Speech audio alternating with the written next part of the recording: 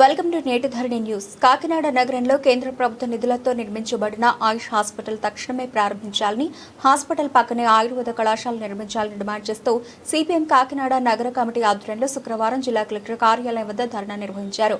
ఈ సందర్భంగా సిపిఎం జిల్లా కమిటీ సభ్యులు దువ్వ శేషబాబ్జీ, జి బేబీ రాణి, నగర కమిటీ సభ్యుడు కె సత్యరాజులు మాట్లాడుతూ కేంద్ర ప్రభుత్వ నిధులతో కాకినాడ నగరంలో 50 పడకల ఆయుష్ హాస్పిటల్ నిర్మించడం అభినందనీయమన్నారు. ఎంపీ ఉదయ్ శ్రీనివాస్ కృషి పట్ల సంతృప్తి వ్యక్తం చేస్తున్నామన్నారు.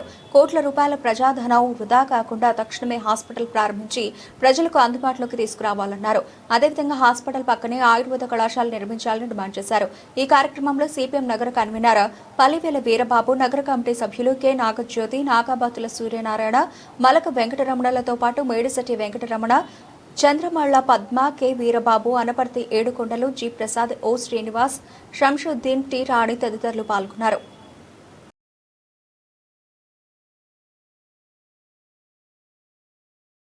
గవర్నమెంట్ కానీ ప్రజల ఆస్తుల్ని ఎక్కడెక్కడైతే మిగిలి భూములు ఉన్నాయి లేదా ఎక్కడైతే ప్రభుత్వ స్థలాలు ఉన్నాయి ఇటువంటి భూములన్నీ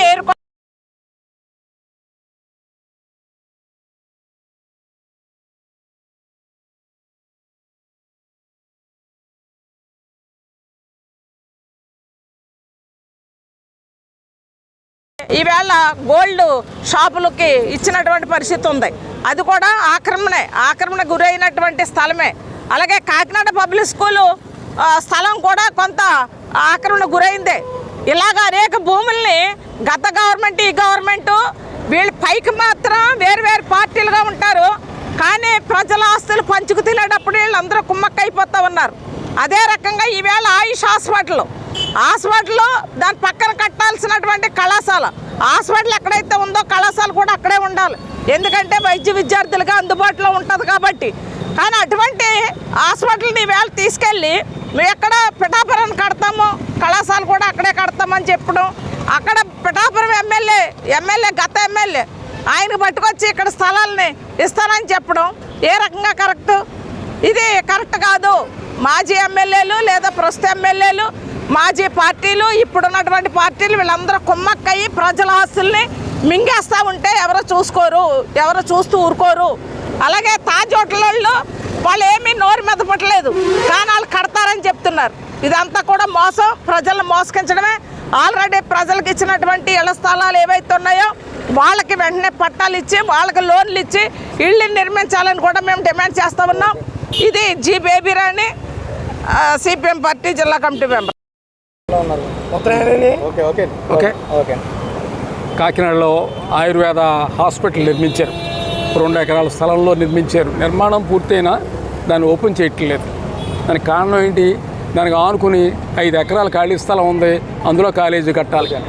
దానికి డబ్బులు కూడా శాంక్షన్ అని 70 కోట్లు విడుదలయ్యింది. కానీ ఆ భూమినేమో